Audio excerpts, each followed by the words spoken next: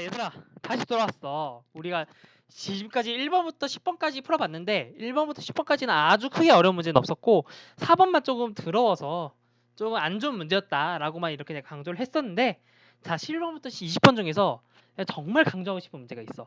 12번, 13번, 그리고 20번까지가 있는데 이 세 문제가 어떻게 평가원이 어렵게 내는가, 어떻게 변별력을 내는가를 잘 알려주고 있는 문제이기 때문에 내가 정말 강조하고 싶은 문제야. 정말 잘 내는 문제들이기 때문에 이 세 문제는 꼭 한번 짚고 넘어갔으면 좋겠어. 너희들이 이제 내년 수능이 되었건 아니면 이제 고1 친구들이면 이제 2년 후 수능이 되었건 꼭 한번 짚고 넘어갔으면 좋겠는 문제들이야. 그렇기 때문에 이번에 강의를 잘 봤으면 좋겠어. 한번 11번부터 볼게. 그래프는 지도에 표시된 세 국가의 특성을 나타낸 것이다. 자, 가나다라고 그냥 바로 적을게. 그냥 가나다라고 했는데 세 개의 국가가 나오는 거는 보통 그거지.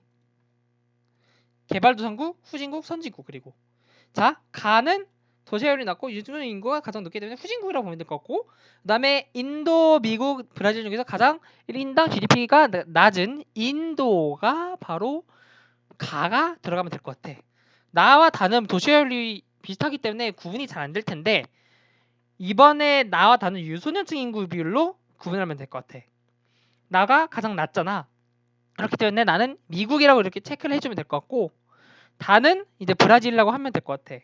순서대로 후진국, 선진국, 그 다음에 개발도상국이다라고 보면 될 것 같고, 바로 문제를 보자. 가는 아시아에 있다. 땡. 나는 다보다 1인당 국내 총생산이 적다. 자, 미국은 브라질보다 1인당 국내 총생산이 많다. 땡.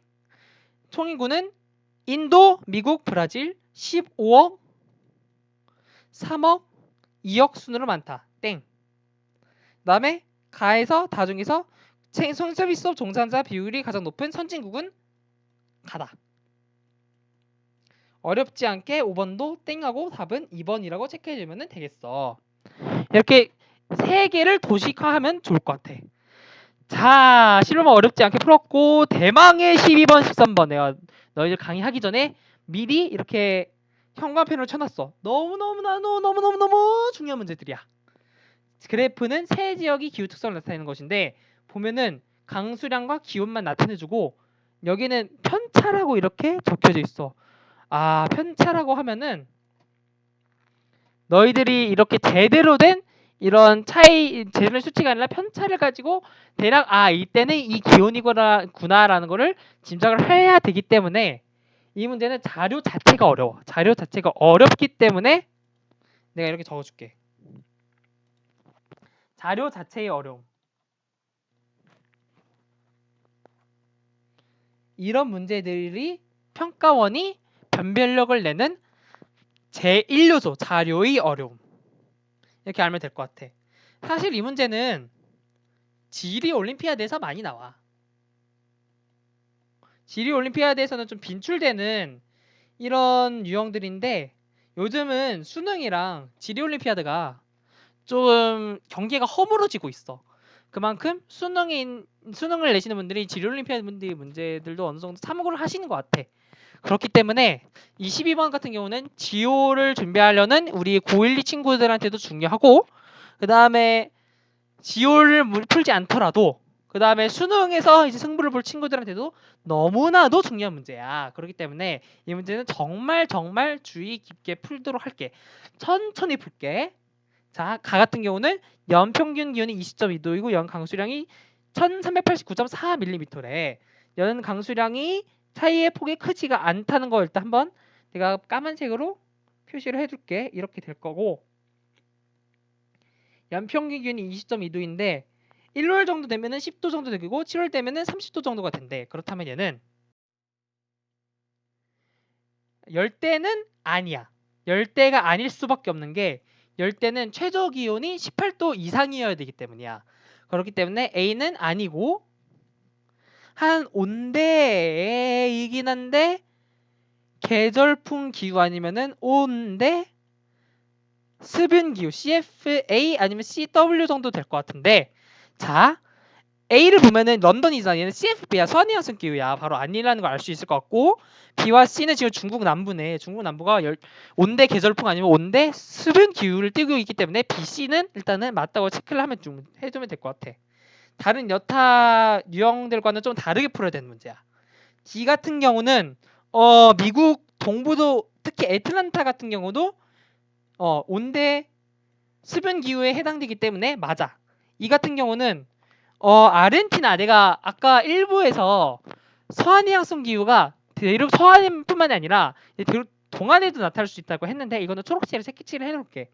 바로 이 호주 동부랑 이 아르헨티나가 대표적인 동안에서 나타나는 서한 해양성 기후야. 그렇기 때문에 이는 가에 해당되지 않아. 그렇기 때문에 바로 1번과 5번을 지워주시는 세스. 나를 볼게. 연평균 기온이 16.6도. 어우, 봄이네, 봄. 그리고 얘는 강수량이 1145.2도인데 얘는 반대로 이렇게 세로로 체크해 놓을게. 이 말인즉슨 연평균 기온이 계속 16.6도에서 유지되고 있는 상춘 기후다. 그래서 얘는 고산 기후 H로 적으면 될 것 같아. 이 고산 기후는 다른 기후랑은 다르게 매우 특이하게 나타나는 분포니까 특히 이 나 같은 경우는 노란색으로 형광펜을 딱 한번 치워줄게. 그 다음에 이 고산 기후 한 1500도 가까이 되는 곳은 어디쯤일까? 보니까 1507, 2354, 4058, 그 다음에 2547. A를 제외한 B, C, D, E 모두 해당되겠네. 참고로 B는 한 터키의 앙카라 정도 될 것 같고, C는 이제 에티오피아의 수도 아디스아바바, 그 다음에 D는 콜롬비아의 수도 보고타, 그 다음에 E는 한 볼리비아의 라파즈 아니면은 페루의 리마 정도 페루는 리마가 아니라 쿠스코 정도 될 거예요. 리마는 참고로 이제 해안가에 있기 때문에 고산 기후가 아니라는 점 알면 될 것 같고, 달을 보면은 연평균 기온이 20.5도이고 마이너스 5도를 해면은 22.5도. 이거 얘는 열대 기후다라고 보면 될 것 같아. 열대이고 1번에 이렇게 우기니까 남반구에 있을 테고 한 사바나 기후 정도 될 것 같은데 이렇게 두고 문제를 보면 될 것 같아. 자, 다 같은 경우는 남반구에 있으니까 우리 팁 이렇게 적도를 그어주고 이 밑에 있는 지역은 A 그리고 C 그 다음에 E 정도 될 것 같아. A, C라고 적어줄게. 그렇다면은 세 개 모두 해당되는 이 그래프는 무엇인가? 바로 C, C, C. 그래서 정답은 3번이 될 것 같아. 이거 어려운 문제였어, 얘들아. 이렇게 자료가 생소하고 어려운 문제 같은 경우는 이렇게 그래프를 어쩔 수 없어. 이렇게 편차를 가지고 직접 대입을 해서 풀어 나가야 돼. 물론 나와 다 같은 경우는 나 같은 경우는 이런 특징을 이용해서 고산기후라는 걸 딱 알 수 있었지만 가와 다 같은 경우는 이 편차를 이용해서 이제 최하원널 기후가 어떻게 되는가를 파악을 해야 되는 그런 문제였어. 그렇기 때문에 12번은 굉장히 어렵고 오답률 2위, 3위를 다투고 있어. 이 3번이랑 같이. 이 3번도 내가 이렇게 평가펜으로 밑줄을 쳐놨고 그만큼 어려웠던 문제였어. 얘는 왜 그러느냐? 이거는 자료라기보다 이제 주제가 생소했어. 주제 생소라고 적게. 주제 생소. 주제가 생소했기 때문에 어떤 문제였다라고 보면 될 것 같고 이 하천의 유량 변동이 잘 내지는 않아. 내지는 않은데 한번 냈다 하면은 오 어렵게 낼 줄 아는 놈인가? 라고 평가원 교수님들을 생각을 하면 될 것 같아. 그렇기 때문에 이것도 생소한 주제를 잘 대입을 해서 풀면 될 것 같아. 자, 이 지역들이 어떤 지역들인지 한번 보면은 얘는 콩고야. 콩고강. 그리고 얘는 러시아의 예니세이강. 그 다음에 얘는 겐지스강. 참고로 이 겐지스강이랑 방글라데시에서 만나는 또 다른 강이 있는데 얘가 바로 브라마푸트라 강이라고 해. 이 둘 다 이 히말라야 산맥에서 흘러내리는데 브라마푸트라 강은 좀 티베트를 지나다가 한 방글라데시 동부 쪽에서 쫙 내려와서 이 겐지스강이랑 이제 하구에서 만나는 이런 강이고 겐지스강은 인도를 따라서 흘러내리는 강이라고 보면 될 것 같아. 겐지스강에는 대표적인 성지가 바로 바라나시라고 하면 생각하면 될 것 같고, 자 가나다를 볼게. 가는 지금 유량이 계속 많아. 계속 많다는 거는 이렇게 계절에 따라서 달라지지 않는다는 것을 의미할 거야. 그렇다면 가는 바로 콩고강 정도 될 것 같고, 나 같은 경우는 이렇게 봄이 되어도 유량이 변하지 않다가 갑자기 여름이 되어서 엄청나게 불어났다가 다시 줄어들어. 이렇다는 거는 얘는 몬순의 영향을 받게 되겠지. 몬순이 영향을 받는 것은 다름 아닌 방글라데시의 겐지스강 칸첸중가라고 해가지고, 이건 참고로만 알아도 칸첸중가라는 곳이 방글라데시에서 엄청나게 비가 내리는 곳인데 연 한 10,000밀리미터인가 하면 될 거야. 여기가 세계에서 가장 비가 많이 내리는 곳이라고 해. 참고로만 알아도. 참고로만 알아두면 될 것 같고, 다 같은 경우는 이제 봄이 되면은 좀 서서히 녹아서 5월 되면 높아지고, 이제 봄이 돼서 이제 녹은 강물이 이렇게 여름 돼서 절정이 돼서 내려온 것이 바로 예니세이 강이라면 될 것 같아. 콩겐예라고 적으면 될 것 같고, 주제 자체가 생소했던 문제였어 얘들아. 이런 문제는 어쩔 수 없어. 오답률이 높을 수밖에 없는 문제야. 그러면은 한번 볼게. 다 유역에서는 포도졸을 이렇게 분포한다. 자, 포도졸은 예니세이 강에 해당되는 거야. 그렇기 때문에 가가 아니라 다에 해당되기 때문에 바로 틀렸고, 나 유역 겐지스 강은 대부분 건조 기후 지역이 아니라 인도는 이제 열대 몬순 기후, 그리고 이제 열대 기후에 해당되기 때문에 2번은 틀렸어. 건조 기후가 아니라 한 AM이라고 적을게. 자, 4번을 볼게. 가는 나보다 유량 측정 지점에서 관측된 월 평균 유량의 변동폭이 크다. 자, 콩고 같은 경우는 겐지스보다 유량 측정 지점에서 관측된 월 평균 유량의 변동폭이 딱 봐도 비슷하잖아. 얘는 지금 열대기후에 속하기 때문에 몬순, 계절풍 영향을 받지 않는다고. 그렇기 때문에 반대가 돼야 될 거야. 4번 틀렸어. 그 다음에 겐지스강이 북극해래. 아니야. 그리고 다 예니세이강이 인도양 흐르는데 아니야. 얘는 지금 바뀌었어. 이렇게 바뀌었다고 표시를 해주면 될 것 같고, 정답은 3번이 될 거야. 다 같은 경우는 봄철에 눈과 얼음이 녹으면서 윤량이 증가한다. 자, 내가 왜 나와 달을 구분해야 되는 이유를 얘기해줬지 아까 전에? 몬순의 영향을 받아서 여름에 높아지는 것이 바로 나. 그리고 봄에 대해서 이제 빙하가 높고, 그 다음에 눈이 녹아서 유량이 높아진 것이 바로 다. 다가 바로 봄철에 눈과 얼음이 녹으면서 유량이 증가하는 것. 이 특징을 잘 설명해주고 있는 선지가 되겠어. 그래서 13번의 답은 3번이 될 것 같아. 자, 12번과 13번 어떻게 문제가 어려운데 서로 다른지 알겠지? 이 두 개가 평가원이 어떻게 어렵게 내는가를 잘 설명해주고 있는 문제야. 자, 14번 넘어갈게. 다음은 세계의 대지형 다루는 수업 중에 하나이다. 자, 북섬, 남섬 마오리족. 얘는 바로 뉴질랜드라고 하면 될 것 같고, 칸첸중과 카트만두 에드베레스트반. 얘는 내가 알기로 네팔이야, 네팔. 에드베레스트산이 바로 이 네팔에 있는 산이기 때문에 그래. 그 다음에 잉카의 보석 티티카카 홍수. 얘는 잉카라고 하면 바로 나와야 돼. 얘는 페루. 바로 문제를 풀게. 이거 어렵지 않은 문제야. 가는 유라시아판과 인도 오스트레일리아판이 충돌을 형성돼 8,000m 이상의 넥스코 산지는 바로 나야 나. 가가 아니라고 얘들아. 기억 틀렸고, 자 니은은 이제 단층 활동으로 형성된 수천 킬로미터의 지구대는 여기 없어. 여기 없어 얘들아. 여기 없는데 얘는 바로 동아프리카 지구대를 얘기해. 동아라고 그냥 적을게. 그리고 이렇게 해서 생긴 호수가 탕가니카오야. 탕가니카오. 탕이라고 적게 탕. 에이, 그러면은 바로 도로 디귿리을이잖아. 그래도 이제 우리 고 1, 2 친구들을 보기 위해서 한번 볼게. 다의 서쪽 바다에서는 남아메리카판과 나스카판이, 자 페루가 이 안데스 산맥이 있잖아. 안데스 산맥이 이 나스카판이랑 남아메리카판이 만나서 생긴 산맥이고, 바로 옆에는 바로 페루 해구가 있어.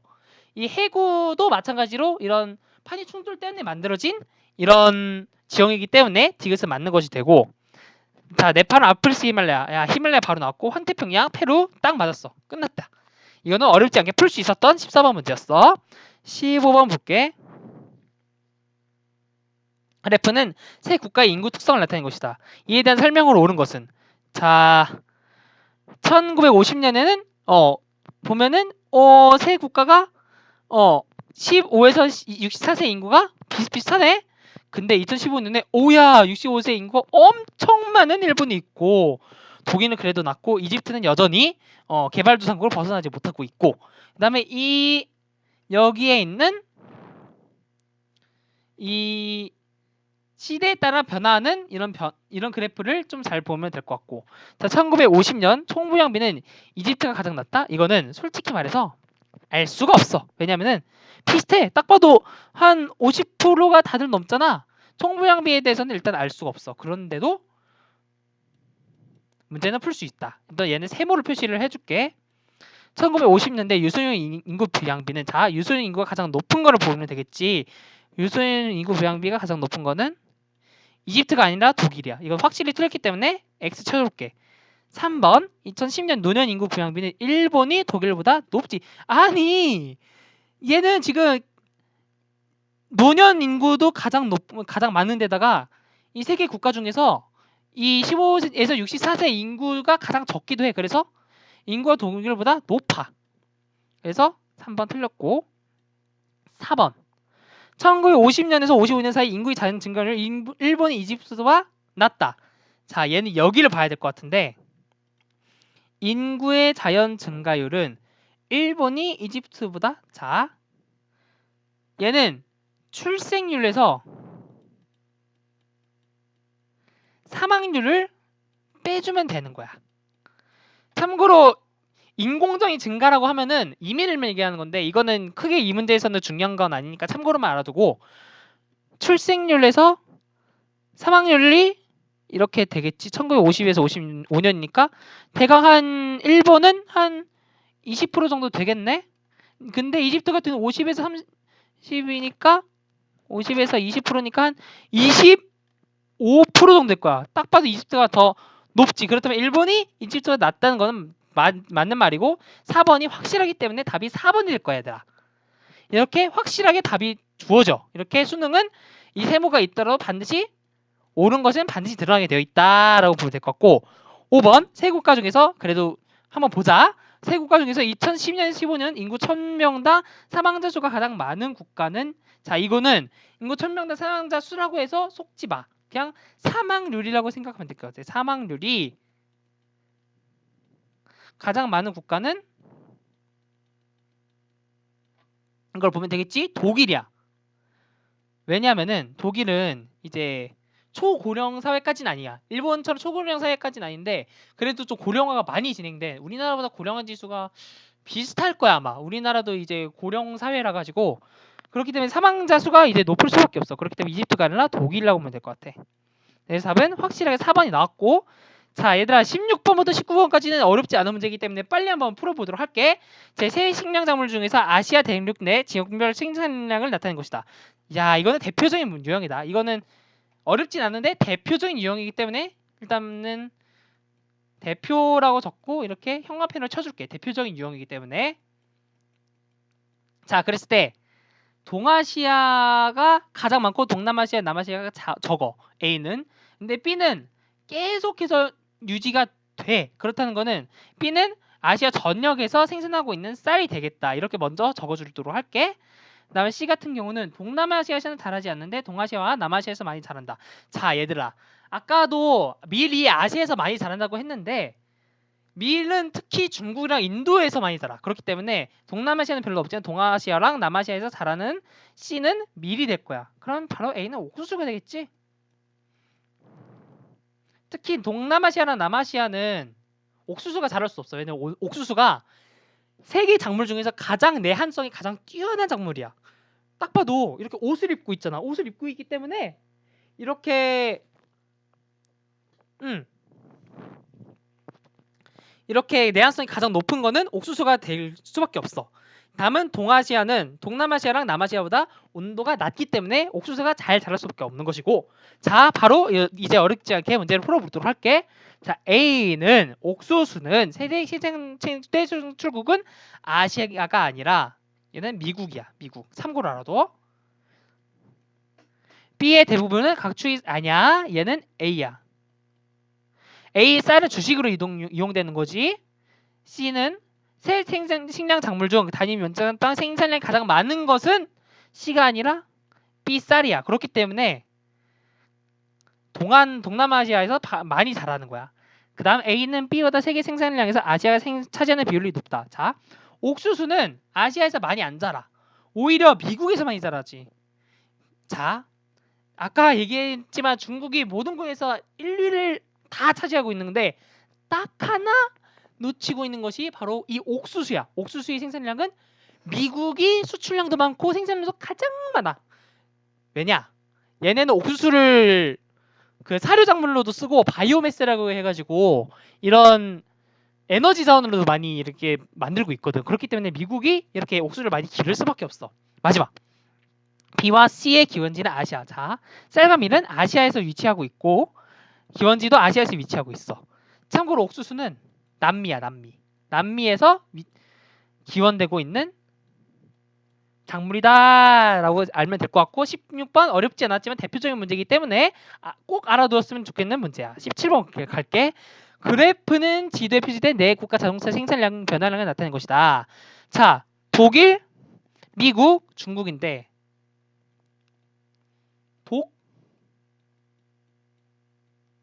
미국, 중국인데 얘들아. 자, 중국은 어디인지 맞춰봐. 중국 무조건 1위라고 했지? 2015년에 가장 많이 생산하고 있는 국가는 중국이야. 중국은 무조건 C야. 얘들아. 나 A, B를 볼게. A와 B는 그런 독일이랑 미국 중에 하나일 텐데 미국도 결코 간과해서는 안 될 게 인구가 3억이야. 그만큼 생산도 엄청나게 하는 국가야. 엄청나게 하는 국가이기 때문에 미국은 바로 B야. 그리고 최근에 이런 자동차 산업이 정체를 나타내고 있기 때문에 B가 바로 미국이 될 것이고, 자 자동차에서 있어서 독일은 A인데 얘는 소품종 대량 생산이라고 하면 될 것 같아. 소품종이 아니라 다품종 소량 생산이라고 하면 될 것 같아.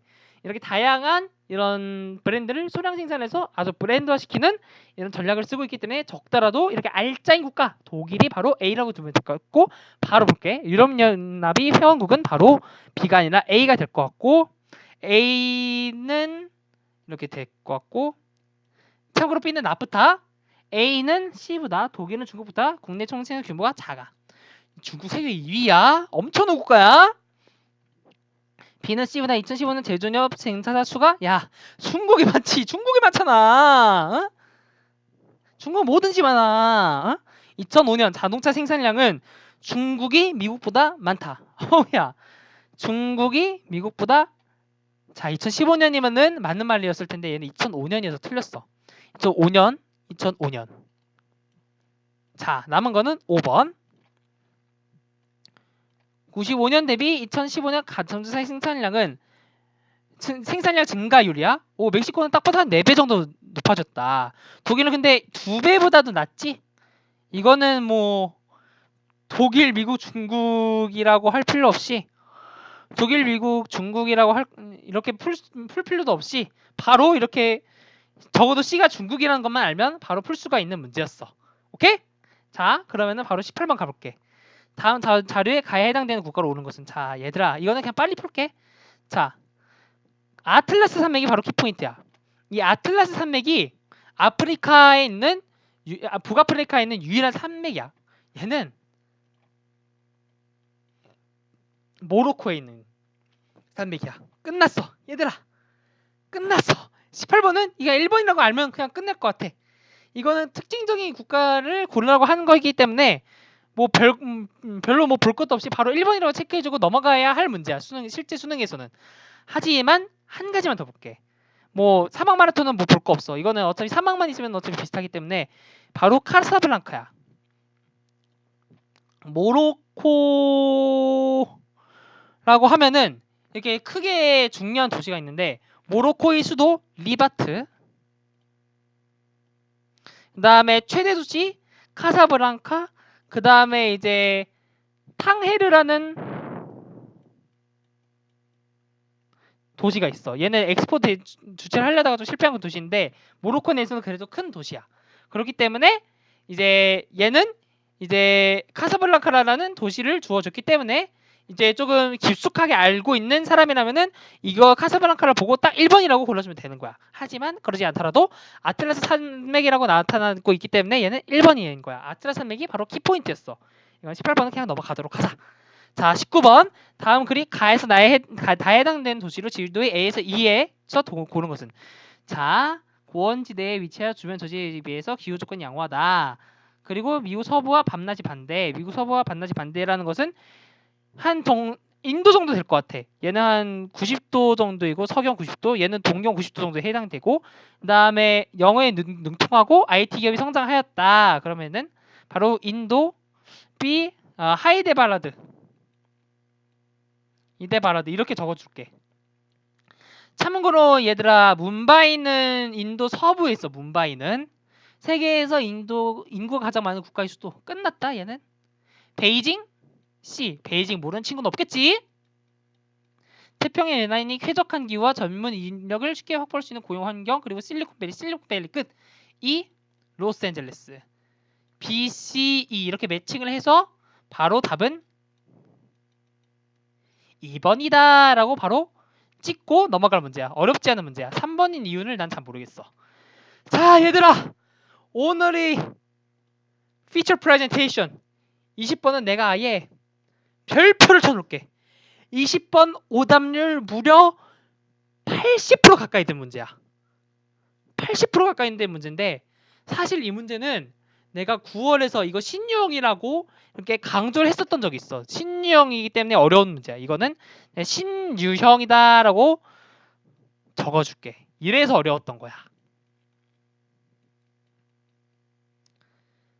하지만 9월에서 어느 정도 예고는 해준다. 이게 내가 적어주고 자 가에서 다 해야 되는 설명으로 온 것을 보기에서 있는 대로 고른 것은. 참고로 이거 얘들아 지리올림피아드에서도 간간히 나오는 문제야. 12번 자료랑 같이 한번 볼게. 수도의 수리적 위치 이렇게 주어져 있고 국가 인구가 이렇게 되어 있는데 얘는 이 지구본을 보면서 풀 수밖에 없어. 수도의 수리적 위치 50이니까 한 이 정도 될 것 같고 여기 영도 이 기준시에 한 이 정도에서 이 정도니까 한 내가 볼 때는 표시를 요쯤 벨기에라고 내가 체크를 해줄게. 벨기에 정도가 될 것 같아. 다음 문제를 위해서 내가 이거 지우기만 할게. 가라고만 적을게. 그 다음에 39.52 39.52 북이면 한 이 정도에서 가고 32점이면은 이 정도니까 얘는 한 이쯤 될 것 같아. 얘는 이렇게 찾아가면서 직접 풀 수밖에 없는 문제야. 다는 적도 가까이에서 찾아야 되고 103점 어쩌고 저쩌고니까 한 이쯤이 되니까 다가 한 싱가포르야.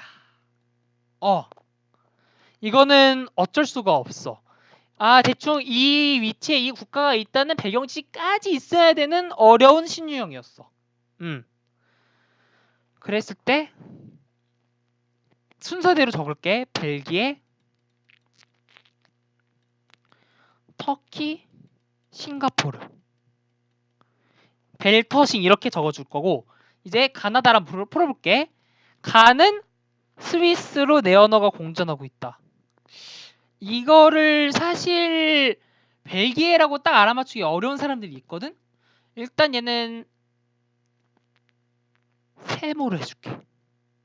왜냐면은 벨기에도 사실 프랑스어를 많이 쓰긴 한데 언어를 좀 다양하게 쓰거든. 독일 영향도 받기도 하고 그 다음에 네덜란드랑 같이 약간 토착 언어가 또 있어. 그렇기 때문에 얘는 일단은 기억은 일단 세모로 표시를 해줄게. 애매하니까. 자, 나를 볼게. 나에서는 쿠르드족이 분리 독립 운동이 일어나고 있다. 자, 터키라고 했는데 얘는 터키가 시리아, 이라크, 그 다음에 터키에 뭉쳐서 살고 있는데 특히 터키에 엄청나게 많은 쿠르드족이 살고 있어. 이런 배경지식 알아뒀으면 좋겠고 나는 이렇게 파란색으로 동그라미 이렇게 쳐줄게. 그다음에 디귿을 볼게. 다에서는 불교, 이슬람교, 그리스도, 힌두교 등이 공존하고 있다. 자, 싱가포르가 의외로 이런 종교의 용광로야. 왜냐면은 첫 번째, 얘가 바로 국제무역항이야. 국제무역항이기 때문이야. 그렇기 때문에 서쪽에서 힌두교가 들어오기도 하고 또 이슬람교도 이제 동남아시아에서 펴져 있고 그 다음에 불교의 영향도 받기도 했고 동남아시아니까 그 다음에 크리스트교도 참고로 싱가포르는 영국이 식민지였어. 그렇기 때문에 키리스트교의 영향을 받을 수밖에 없어. 그렇기 때문에 종교의 영광론 동남아시아에 적어도 있기 때문에 싱가포르는 이렇게 공존하고 있다라고 알면 될 것 같아. 니은이랑 디귿 다 맞았어. 그다음에 리를 볼게. 가와 다는 인접 국가와 종교적 강등으로 인해 분쟁을 겪고 있다. 가와 나 같은 경우는 벨기에 같은 경우는 일단은 종교적 갈등은 이미 유럽에서 끝났어. 적어도. 그렇기 때문에 일단 적어도 가는 아니라고 보면 될 것 같고 참고로 나는 맞아.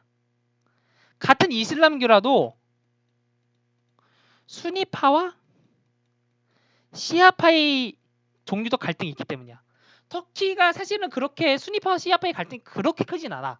하지만 엄연히 존재하고 있고 이거에 대해서 가장 크게 싸우고 있는 국가가 바로 전쟁까지 벌인 이란, 이라크 전쟁이야. 이렇게 배경 지식을 알면 될 것 같고 리을은 그래서 가 때문에 사실 틀렸어.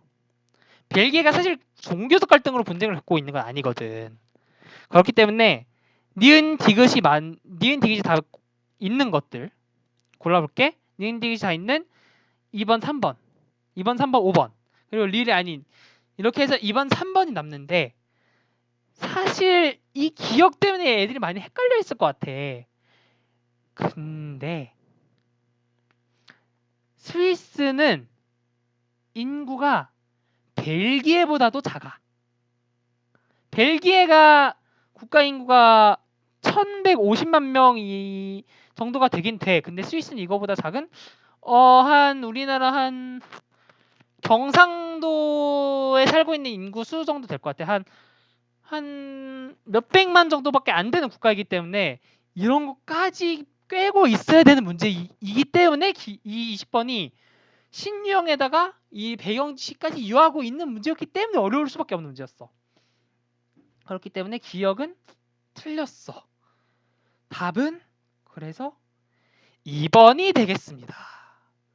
20번이 이런 참사 같은 난이도를 보였기 때문에 이번에 세계지리의 등급 컷이 50이 안 될 것 같아요. 아마 48 정도 될 것 같은데 이 20번은 정말로 신유형에다가 이런 배경시까지 유하고 있는 문제이기 때문에 너희들이 정말 경기해야 될 최대 1순위 문제라고 알면 될 것 같아. 자 얘들아 1번부터 20번까지 이렇게 지금까지 쭉 풀어봤어. 얘들아 6월과 9월과 수능이 차이점이 얼마나 크게 나타나는지 알겠지? 내가 6월, 9월 이렇게 문제를 풀었을 때는 에이 쉽네 하면서 이렇게 넘어갔는데 수능 같은 경우는 이렇게 12번, 13번 그리고 20번 이렇게 변별력을 높인 이 세 개의 문제를 가지고 어떻게 평가원이 변별력을 높이는가에 대한 유형을 알아봤어. 12번 같은 경우는 자료의 어려움 그리고 13번이 주제의 생소함 그리고 20번이 신유형 이렇게 세 가지로 평가원이 정말 어렵게 내고 있는데 이런 문제들을 고1과 고2 친구들은 정말 잘 알아뒀으면 좋겠고 이런 어려운 문제를 풀었던 우리 20기 친구들, 고3 친구들 다시 한번 정말 고생했다는 이야기 정말 해주고 싶어. 이렇게 수능 문제 풀이 이렇게 조금 맞춰봤는데 다시 한번 우리 20기 친구들 지율동에 온 걸 다시 한번 환영하고 그리고 그동안 정말 고생이 많았어. 푹 쉬고 그 다음에 우리 아까 전에도 얘기했지만은 12월 7일 수험생 정모 때 물론 21기, 22기 친구들 와도 돼. 당연히 너희들이 수험생 친구들 20기 친구들을 보면서 얘 이렇게 하면은 입시를 잘 맞이할 수 있겠구나라고 이렇게 생각을 하면서 하면 될 것 같아. 그래서 결론은 수험생 정모 꼭 와달라고. 오케이? 이렇게 올 한 해의 수능 문제풀이가 끝났고 정말 들어줘서 고마워.